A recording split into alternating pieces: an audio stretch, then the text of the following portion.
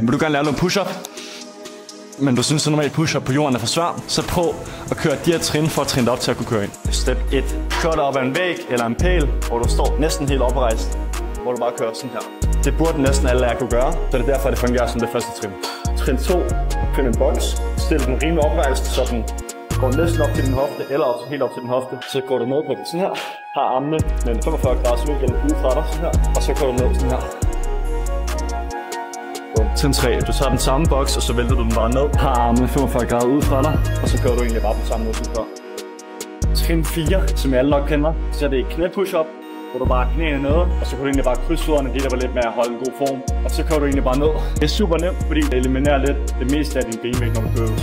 Trin 5, finder en bænk, og så kører du på samme måde, holder nogenlunde bredt, lige ud fra skuldrene eller lidt bredere end det, og så med en 45 graders vinkel her, tager fødderne tilbage, og så kører du bare sådan her.